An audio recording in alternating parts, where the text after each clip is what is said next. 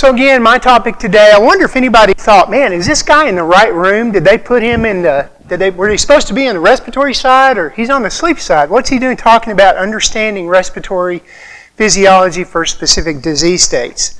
So if you didn't know, November is COPD Awareness Month, National COPD Awareness Month.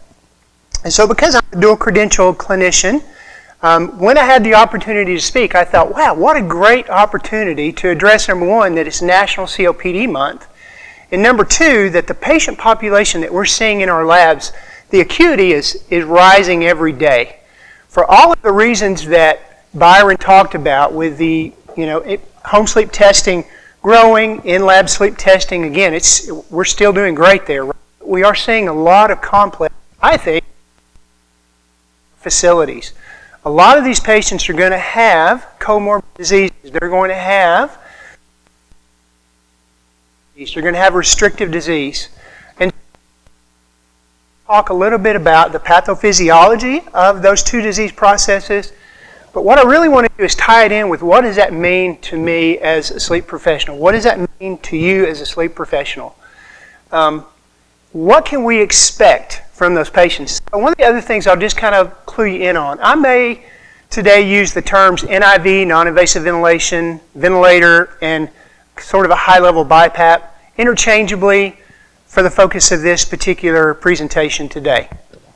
So what we want to look at is when these patients come into our lab and we put them on a higher level device, there's going to be an opportunity for those patients to struggle because of what we call asynchronies. So what we're going to do is we're going to talk about that importance of the patient-ventilator synchrony. We're going to look at some of the causes that patients have asynchronies, and then we're going to describe some of the most common synchrony settings. So just keep in mind that I work for ResMed, clearly.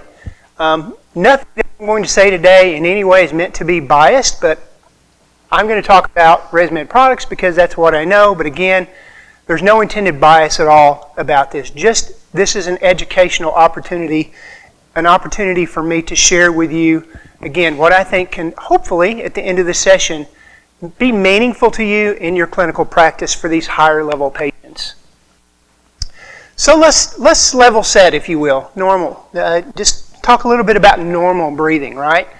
For most of us that are in the room that don't have any respiratory issues whatsoever, I don't know about you guys, but I'm not really thinking of breathing because it's just happening naturally. Breathing is part of the autonomic nervous system, and as long as the brain and the chemoreceptors and the muscles and all of those things are working together well, it just happens, right? Air flows in, air flows out, CO2 goes out, oxygen comes in, and it's a neat process. But there's a lot at work behind the scenes with lung and chest wall mechanics. So we're going to talk about that just a minute. So obviously there's the compliance of the lungs. That is, how easy is it for the lungs to stretch or descend, right? So for patients that have decreased compliance, it's harder for those patients to expand their lungs. If the compliance of the lungs increase, then it's harder for patients to be able to get air out. So harder it is for patients to get air out, we would call that air trapping. We see that a lot in these COPD patients, and we're going to take a closer look at air trapping in just a couple of slides. So the compliance of the lungs. The next thing is elastic recoil of the lungs, right? How easy is it for our lungs to return to their normal shape? Take a breath. How easy is it, again, for us to be able to get all of that air out? Now, there's residual volume left in our lungs. We don't exhale all of the air out of our lungs. But for a COPD patient, those patients, again, due to air trapping, they've lost a lot of that elastic recoil, and they cannot get that air out. It's trapped in there, basically. And then the last thing we talk about is resistance, right? How that airflow is going through that tube, if you will, through those bronchioles. So in airways, resistance decreases as lung volume increases. Airways distend, the lung inflates, and the wider airways we know have lower resistance. So what effect does pathophysiology have on ventilation? So for our COPD patients, right, COPD is an umbrella term, as we all know, and again, this may be somewhat of a review for many of us, but with COPD, we primarily think of two disease processes. We think of emphysema, and we think of chronic bronchitis.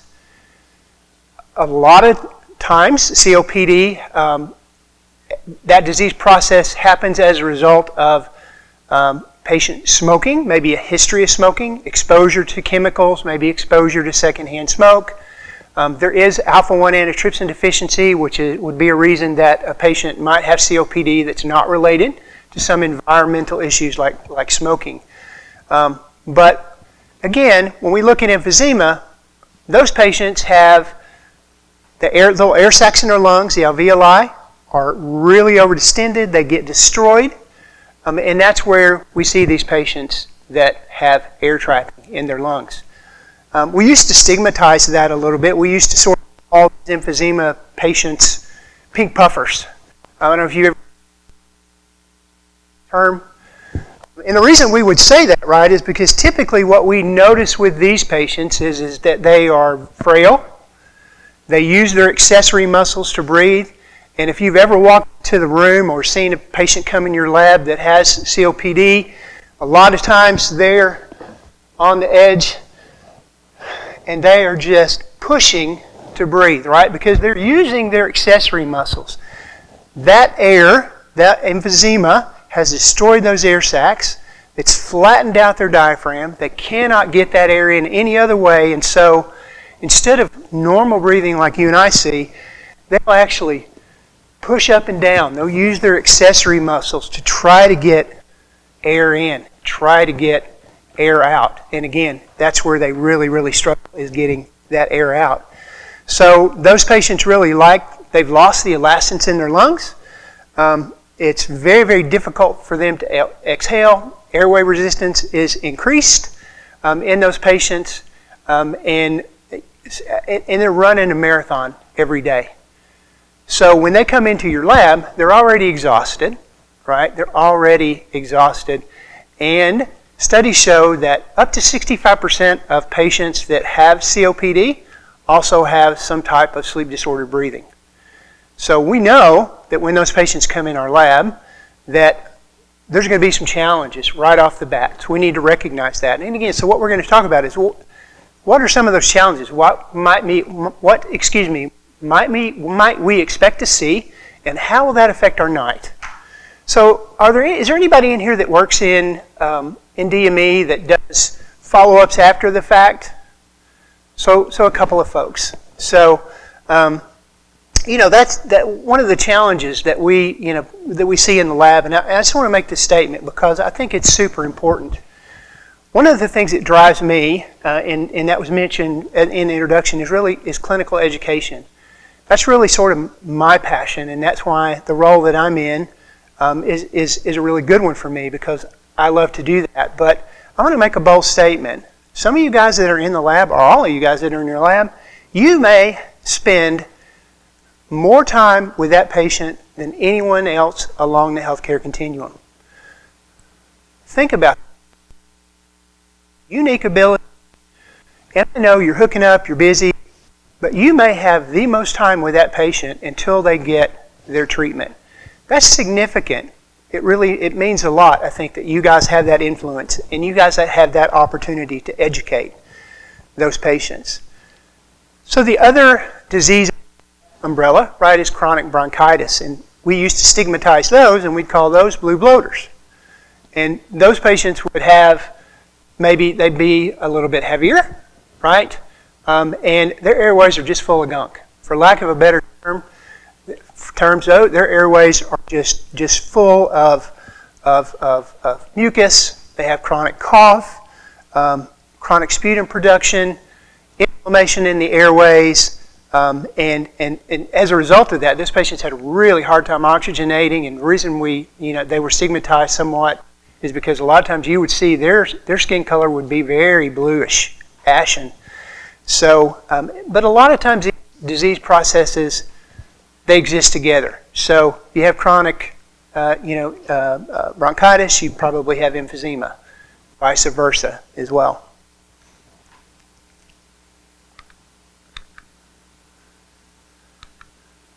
So let's look at neuromuscular disease. So these neuromuscular patients have not only muscle weakness, respiratory muscle weakness, but they have bulbar muscle weakness. And what that really means is that these patients have difficulty coughing, they have ineffective cough, they have ineffective ability to swallow, ineffective ability a lot of times in speech dysfunction. These patients can have aspiration issues. And so what we see with these patients, right, is that they like a longer inspiratory-expiratory ratio. They like to breathe in longer. They want a big, nice, deep breath, whereas that COPD patient wants to exhale longer so they can try to get as much of that air as they can out of their lungs before they get the next breath. What's the impact on ventilation, really, to these patients? Well, with COPD patients, right, again, these patients are going to have increased work of breathing. They're going to have an increase in auto PEEP. So what is auto? Well, we know what PEEP is. We know what EPAP is. But because of those emphysematous changes in their lungs, they're adding more positive pressure to their lungs. And believe it or not, sometimes we treat those patients with EPAP levels, helps them to overcome some of that auto PEEP. I've got a couple graphs. We'll show you what that kind of looks like on the graph, and I think that'll sort of help you. So, what I want you to be able to see is I want you to be able to recognize some of these changes as they're happening live when you're in the lab. With our neuromuscular patients, right, a lot of these patients come into the lab, and we see again increased work of breathing. We see that they have oxygenation issues. And then we have this next patient, right? This is a restrictive disorder patient, right? Obesity hypoventilation patients. So for a definitive diagnosis of OHS, there's really kind of three things that they have, right? They're going to have a BMI that's 30 or greater. They're definitely going to have daytime hypercapnia. So that would be a definition of a daytime hypercapnia awake with their CO2 levels are 45 or greater. And then finally, they're actually going to have some type of sleep disordered breathing as well. So I think, this is an epidemic that we see a lot of times. I get the opportunity sometimes to go into labs to work with these types of patients with higher level type titrations, like a volume assured pressure support titration. And these are challenging patients, right, in our labs. And so these patients present again with a lot of muscle weakness, restrictive, their diaphragm. The minute they lay down, right, they're probably coming into your lab already on oxygen, because that's very, very common. And then when they lay down and that diaphragm is not pushing and the weight's pushing up on that, then they just continue to take a dive, right? You see that. It's very hard often to be able to titrate that patient. It's very difficult at times because their oxygen demand is huge. That impaired diaphragmatic mobility, it makes it very challenging. You add that to upper airway obstruction, and these patients are difficult sometimes in the lab. So keep these things in mind, because we're going to talk a little bit about some of the normal changes that happen during sleep. Now, this happens to all of us. Okay, so we just talked about some challenges that patients have that have obstructive and restrictive disorders. They're going to come into our lab already with challenges. But we all know this because as sleep techs, we've all seen this, right? When patient is transitioning from awake into the non-REM stages of sleep, we see respiratory rate changes. Those respiratory rate changes equate to changes in minute ventilation. So we see a decreased minute ventilation. So just to as a reminder, minute ventilation is a normal measurement of breathing. It's rate times volume. So if I'm breathing 10 breaths a minute at a volume of 400 cc's of breath, That's a 4-liter minute ventilation, all right? So this is a normal change. You can expect if you or I with normal lungs with no OSA went into a lab, this is going to be what's happening. Add that on top of these two patient types that we're talking about that already have challenges trying to maintain their respiratory rate, trying to maintain their oxygen levels, trying to overcome some of the challenges of air trapping in their lungs. The next thing we know is that these patients are going to have an increase in their CO2 levels, maybe 3 to 7 millimeters of mercury, these patients. We lose a lot of our central respiratory drive. We see that for you and I that have normal lungs. That's not an issue. Bring a patient into the lab that already has an elevated CO2 level, like obesity hyperventilation syndrome, restrictive obstructive disorders, and these things are elevated. And then I'm going to use a Arkansas, Tennessee term from Arkansas, Katie bar the door, because the minute that those patients go into REM, what happens, right? It's a mess. So you see you shaking your head. It's an absolute mess. Matter of fact, there's a study, and I don't have it referenced here. Tammy will know this study well. It's a small study with a small number of patients, but what we know about these patients that have obstructive pulmonary disease is that they have episodic hypercapnia all through the night. And you guys know this better than anybody, because in the lab what you see is the minute that patient goes into REM, if you're monitoring that patient's oxygen saturation, what does it do? It drops even further. It drops out the bottom during those patients. Now, if you're doing CO2 monitoring, you would see their CO2 raising as well. If you're not doing CO2 monitoring, then you might not notice that, but I promise you it's happening. That's absolutely happening. And it's happening cyclically, just like when their REM cycle is happening, all through the night. Do you think those patients are going to have a good quality of life? Now, that's happening when patients are being treated as well, unless we treat them appropriately. Because again, this is a normal change during sleep that happens to all of us, even with normal respiratory physiology. And then we already talked about this a little bit, but that's, respiratory rate, right? Our respiratory rate changes. It doesn't stay the same. Wouldn't it be great, if our respiratory rate just stayed 10 or 12 all night long? But it doesn't do that, right? So we have to account for those changes as well when we're taking care of our patients. We have to account for those as well. So how do we diagnose respiratory diseases, obstructive and restrictive diseases? Well, the most common way to do that is to do spirometry.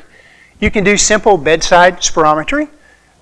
There's more advanced techniques where they put you in a little box and they wash out the nitrogen and you get total lung capacity. But for really the purposes of diagnosis of restrictive or obstructive diseases, a simple bedside spirometry works well. Now, I don't know if any of you work around a respiratory department or work in the hospital and have an opportunity to hear some therapists say that, but they put a spirometer, a little plastic cardboard tube, looks like a toilet paper holder, and they stick it in the patient's mouth and have you take a deep breath in as deep as you can and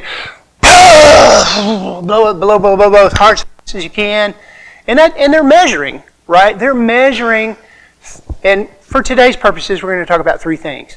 We're going to talk about the forced vital capacity. So that's the amount of air that they're able to forcefully exhale that's measured with spirometry. Then they're going to be looking at their FEV1. So that's forced expiratory volume in the first second. So it's able to look at that very first second when they blast that air out and see how much of that forced vital capacity, how much of that, and again, it's not total lung capacity because we have to do more tests to figure that out, but how much of that forced vital capacity were they able to get out in the first second? And that's really indicative of pulmonary disease, whether that be obstructive or restrictive disease. So then we have a calculation, a measurement, FEV1 versus FVC. So in this example that you can see on the screen, in normal, just so you know, a normal forced vital capacity again, depends on, it's height related. 5 to 6 liters a minute, maybe, for us. So that's fairly normal. What we're going to see in both restrictive and obstructive disease is we're going to see a forced vital capacity. We're going to see a reduction because of the things we talked about, that capacitance, resistance. We're going to see a reduction in overall measured volumes for that patient. But we're also going to see a reduction that's going to give us a clue how severe their disease process is. And that's what we're measuring with the FVC. That's what we're looking at. So if you looked at the gold standards, which is the Global Obstructive Lung Disease Standards, that's who set the standards for COPD. You would look and you would see that for a normal individual, greater than 80% of our forced vital capacity, we should be able to get out in the first second. So greater than 80%. Believe it or not, less than 80%, 70 to 80, is considered obstructive disease. And then this example on the screen, when you go from 70 to 50, that's what they consider stage 2, that's moderate disease. And then from 50 to 30% would be severe disease. If you measured an FEV1, FVC at, again, 30 to 50%, that would be severe disease process, and then less than 30 would be very severe COPD. So again, in this example, this patient in this example has moderate disease, and that's how we primarily assess these patients and their level of disease process. So let's look at air trapping in particular. We're going to take we're going to do a little bit more of a dive into it than just sort of mentioning it. And that's sort of what happens when we see that. What's the pathophysiology for these patients when they're air trapping? Well, the first thing we see is that because of that distension of the alveoli, their diaphragm starts to flatten. So remember that when it comes to compliance in the lungs, we talked about lung compliance. When that diaphragm starts to flatten, those alveoli are destroyed because of the emphysematous changes. Those patients, again, are going to what we call air trap. They cannot get that air out of their lungs. Their lungs are over distended. And then what happens again, and this term intrinsic PEEP is a term that really means right there, dual PEEP or volume in our lungs. Again, at the end of exhalation, they don't totally go flat, right?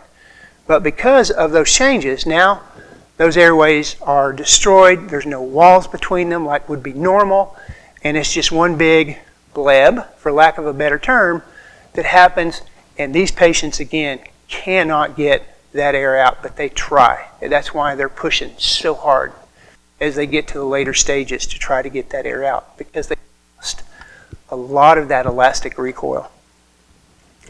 When that happens, again, these patients have muscle weakness.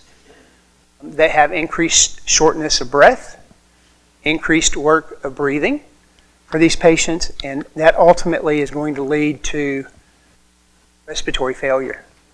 Those are the patients who will show up in the ER, and they're, at this point, they can no longer maintain normal, and we have to do something for them. And again, what happens a lot of times in the ER now, I'm an old therapist and an sleep tech.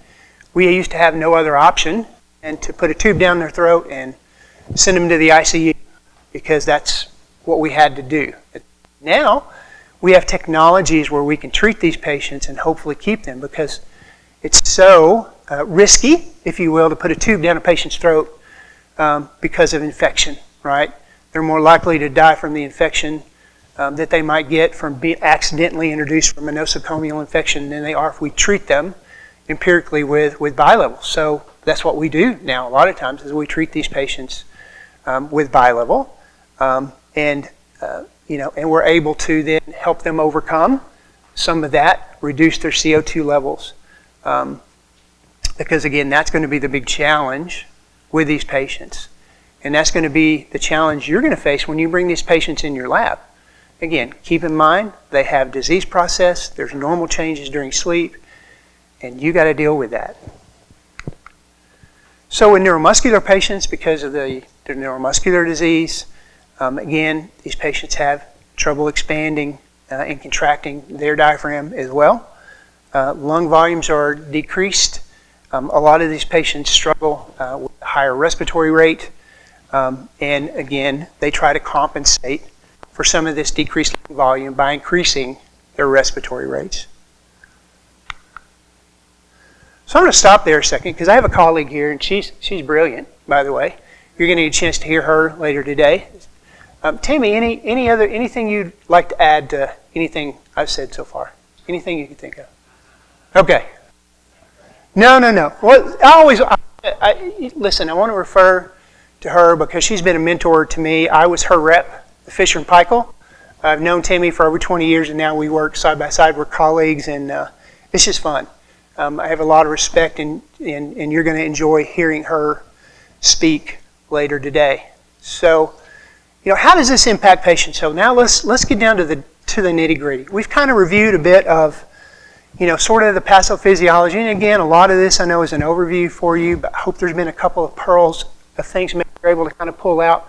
Because now I want you to think about when that patient comes in my lab, what challenges might I face? What's my night going to look like? 'Cause I know you do that. I did it. When a patient came into my lab, I was like, okay, what am I going to be prepared for tonight? So what we know is that the patient and the ventilator or the bilevel, again, using these terms synonymously, they have to work together, right? Patients frequently report having issues with that. Now, again, I'm not putting anybody on the spot. I'm putting myself on the spot. For many, many years, I was purely in sales, and even though I'm a clinician.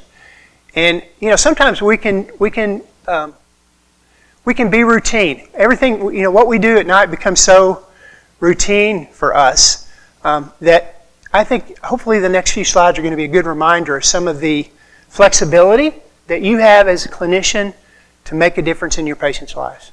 Because I have no idea, I have no doubt, that everyone sitting in this room is doing what they do because you enjoy it. If you didn't, you'd be doing something different, and you want to make a difference in your patients' lives. One study has shown that 40% of bilevel patients experience asynchrony in 10% or more of their breaths.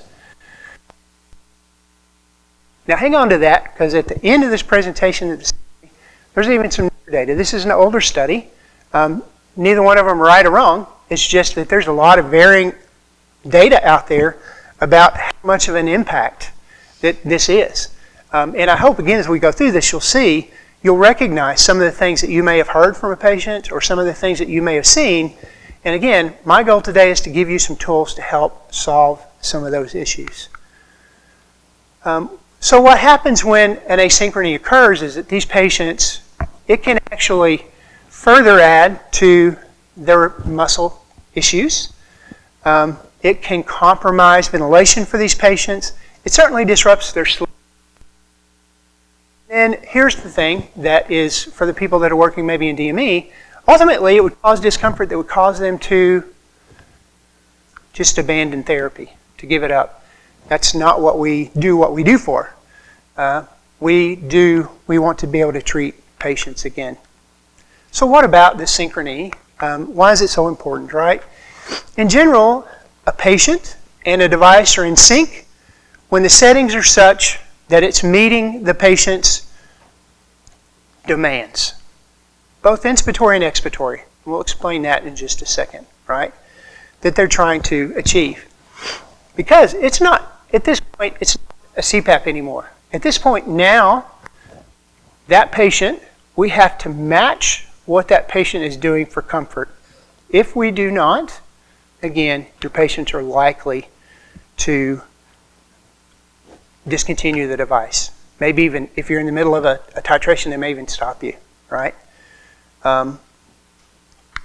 Anytime that the device is not meeting that patient's demand, that's what we consider an asynchrony. So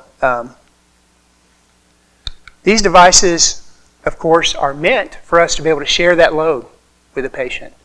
And again, if we're not sharing that load with the patient, then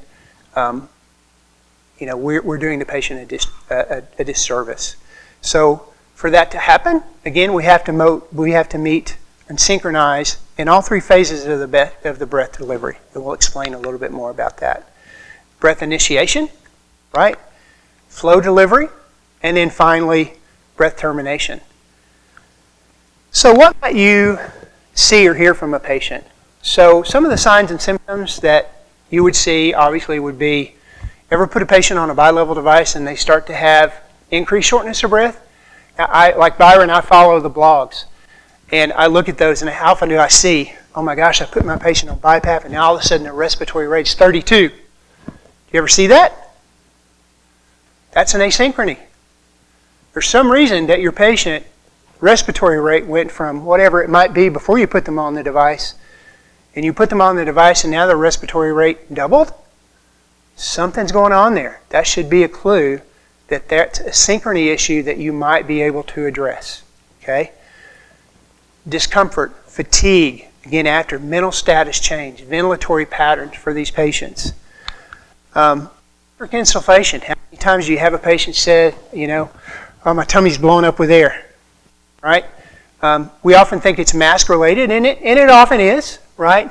But there's also some other things like rise time that can actually affect that as well. If it's too fast, feels like it's about to blow the mask off my face. You ever heard that? So that has to do potentially with rise time. That's something that you can address as a clinician. And then, of course, a lot of times we see these patients will increase their accessory muscle use as well. I talked a little bit because here's the thing, right? I think I'm a big believer that not only do we observe as clinicians to see what subjective signs we see, but we also need to listen for objective data from the patient. What is the patient telling me? Are they telling me, again, that I'm not getting enough air? I'm getting too much air. It's cutting me off in the middle of my breath. If you're hearing those types of things, you're likely going to be able to have a setting that can assist with that. Now, keep in mind again, not all devices are as flexible as others. So that's the other thing. Keep in mind that I would encourage you, whatever devices you're using, whatever manufacturer you're using, please know from that representative, from that clinical specialist like myself, know the advantages and limitations so that you can then have the proper tools to be able to address some of these concerns. So we can also look at clinical parameters, right? I mean, if you're monitoring that patient, you can see things like, again, the respiratory rate. If you're monitoring, I'm just curious, how many folks in here, if you will, are doing CO2 monitoring in their labs? So just a few. My colleague likes to call that the fifth vital sign. And I think that is so true, particularly in what we do. Measuring CO2 levels. Again, as the acuity of our patients in the lab has increased, it's absolutely critical. If we have the ability to do that you sort of add that to your regimen when it's appropriate. And then after the fact, right, we have therapy reports that we can look at. So we look at AHI and leak and that sort of thing. We look at spontaneous trigger. So what I mean by that is that patient able to initiate that breath? Or do they struggle to initiate that breath? And again, we're going to look at that a little bit more closely. Cycle breaths. So cycle is terminating that breath into the expiratory phase. Are they able to cycle the device? Another opportunity for them to be asynchronous with a device. So this is something we always have to mention because this is the first thing I do when someone calls me and wants me to look at a report or look at an issue, is we talk about air leak. So know that whatever device, again, that you're using, know the limitations or capabilities of the reporting of that device. With ResMed devices, we're looking at unintentional leak only. So let me go forward. So obviously, leak, there's intentional leak that's coming from the exhalation port. There's an unintentional leak that might be coming from the mask, or mouth leak. So our technology is able to look at that. And so just a caveat, if you happen to be using a ResMed titration device, do you go in, again, I'm not going to put you on the spot, ask you to raise your hand. Do you go in at the start of the night and identify the mask type that you're using for that study? Thank you. I do see some head shakes. If you're not, you should be.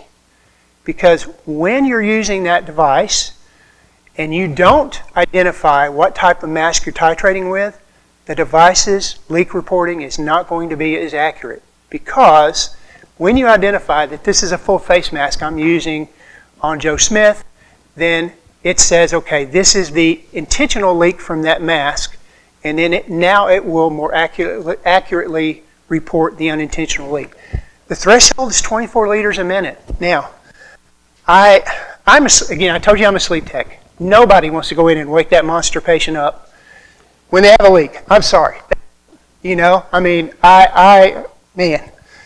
But if you're on an advanced device, let me explain this to you, and you probably know this, but hopefully it's a good reminder. These devices are actually using data. They're using feedback from your patient in order to be able to treat your patient. So something like a volume-assured pressure support mode, something like an ASV, for instance, excuse me. If that leak exceeds that threshold, throw your titration out the window. You're going to have a long night. You're going to have a miserable night. And again, I know if you think the patient is sleeping, you're looking at the EG, oh, they're asleep, but they're leak. It'll clear up in a minute. Not necessarily. And even if it does, they're probably going to wake up, the titration is going to look terrible, and the doctor's going to want to know. And you're going to say, oh, that didn't work. It did work. I'm going to be honest with you. It works. You got to fix the leak. That's an absolute must, is that you pay attention to that leak threshold. Again, particularly on higher level devices. So let's talk about synchrony. Where can things go wrong, right? So things can go wrong of triggering a breath. So when you're on a bi-level device, the patient has to be able to trigger that breath to be able to deliver the pressure support, right? When you look at a pressure curve, you see it sort of, a lot of times it looks like a square wave. Looks a little bit like what I have displayed up here, right? That initial change from the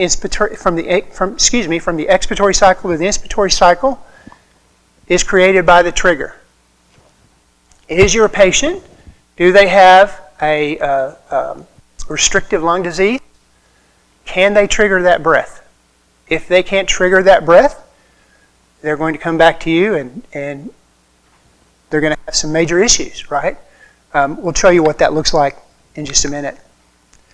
Again, when that person or that patient, is breathing in, that has to do with rise time. So when that patient is breathing in on the inspiratory phase to deliver that pressure support breath, that needs to be able to be quick enough or slow enough to meet those patients' demands. And then the transition to expiration. Remember, we talked about a PD patient does not want to be held in that inspiratory phase for a long time. They want to get the air out. So are we doing that patient justice where we have some of the settings? Are they transitioning to that expiratory phase when they want to transition?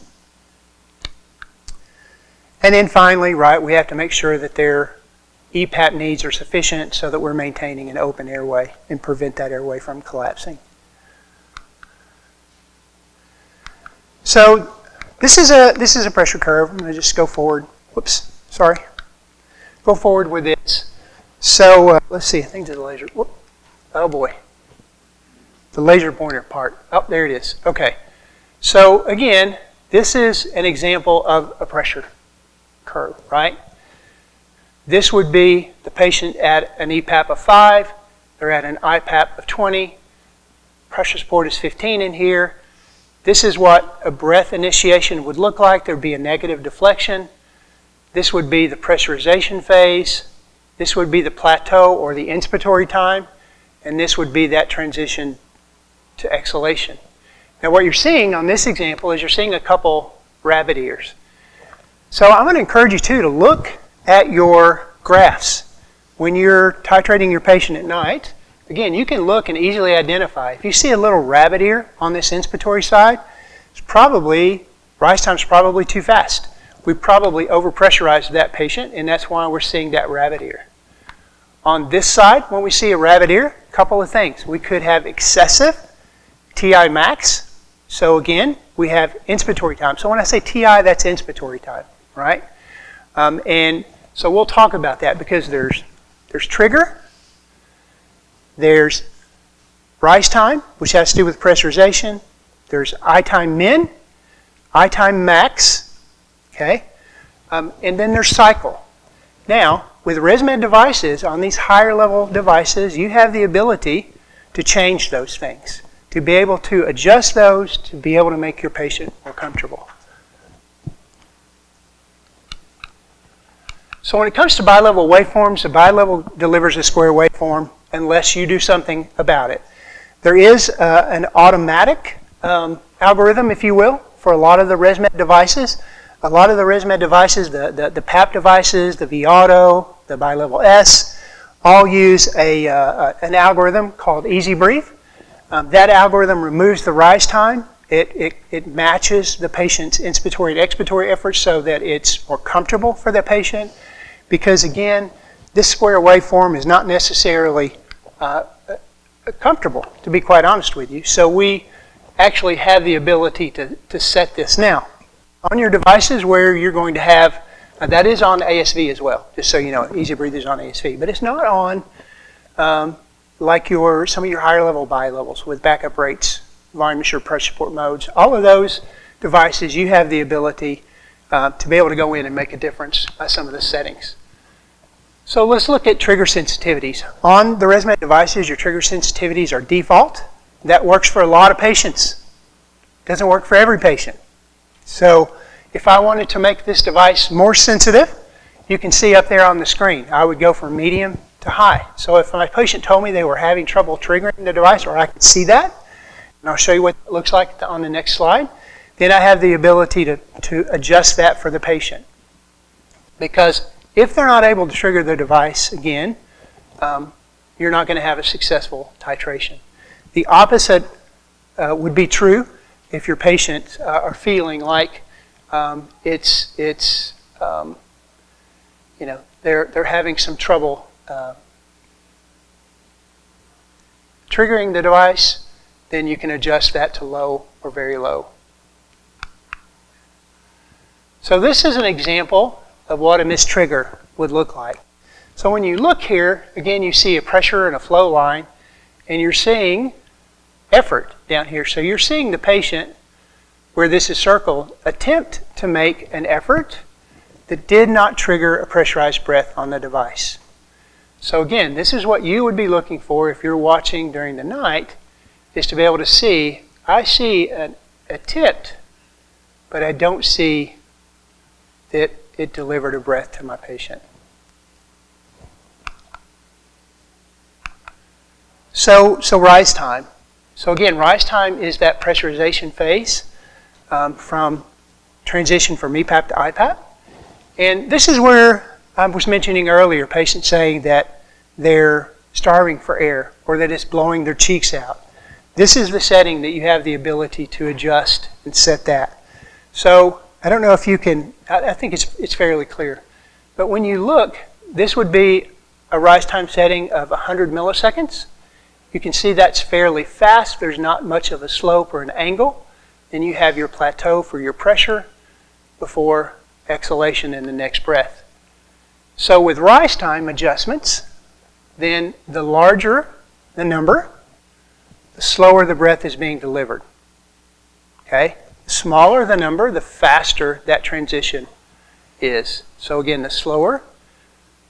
And again, the default setting is 150. It works on most patients.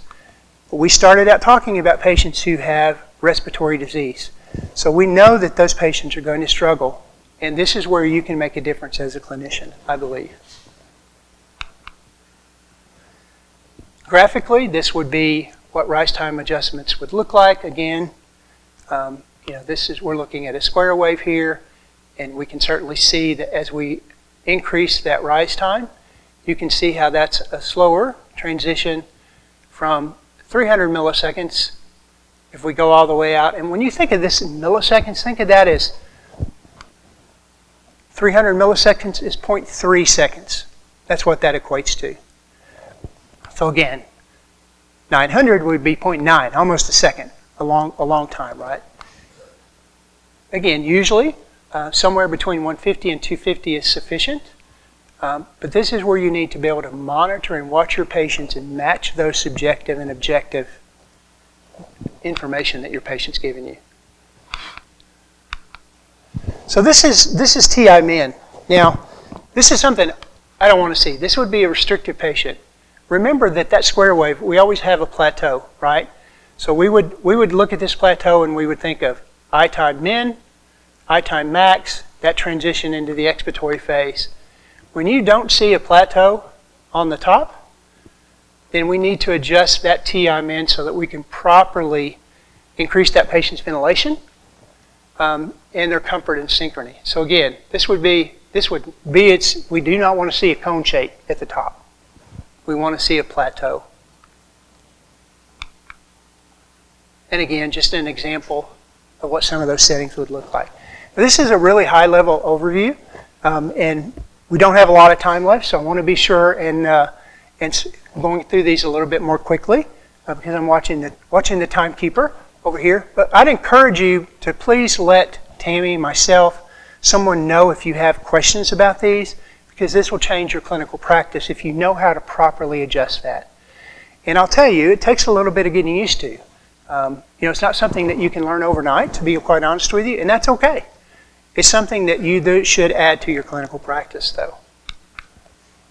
So then we have TI max, right? And so with TI max, a lot of times what we don't want to happen is we don't want to set a TI max that's too long for a patient. Because if we set a TI max that's too long for the patient, then that patient may have difficulty when they're attempting to exhale. Remember we saw that earlier, we saw that little rabbit ear on the expiratory side. That's something we want to avoid, and that's something that we can change by adjusting that window. So when you think about that window, then the last thing actually is going to be cycle. This is a measurement of, or graphically, what it looks like for TI max. And this is something I really want you to see. So when a patient takes a breath, they should return to baseline, right? If they're on an EPAP of 5, when that patient takes a breath, they should return to baseline. Look what's happening to this patient. Anybody guess what's happening here with this patient? They're not returning to baseline. Anybody have a guess what might be? Sorry? Yep, exactly. That's exactly right. Look for that. If that's happening to your patient, you can adjust TI max and cycle time to help that patient not air trap. That's exactly what they're doing. So again, and then finally adjusting cycle sensitivity. So again, medium is the default. If we need to make it more sensitive, we actually go to high. So it may be a little bit opposite of what you kind of traditionally think. If we want to make it more sensitive, we go to high or very high. If we want to make it less sensitive, we go to low or very low. And that has to do with that patient transitioning from into the expiratory phase of their device. All right, so I'm staying on time here. So remember earlier I said that 10% of patients, or 40% of patients have asynchrony in maybe 10% or more of their breaths. This is actually one of the latest studies that is reference number 13. This is a 2019 study, and it said the incidence of asynchrony is greatly underestimated, occurring in approximately 80% of patients. Now, again, neither study was wrong. They just had different methods of looking at things, but that's significant, right? Between 40 and 80% of your patients are having trouble on their bilevel devices. We have the ability to change that by our clinical practice. So I hope I've given you just an overview. I know it's a quick high-level overview, but give you some food for thought about some of the things that you have the ability to do in your clinical practice to help some of the sickest of the sick patients be more comfortable and be more compliant. So thank you so much for your time. It's been a pleasure to be here today, and I'll be around for the next couple of days if you have any questions. Thanks. Thank you so much.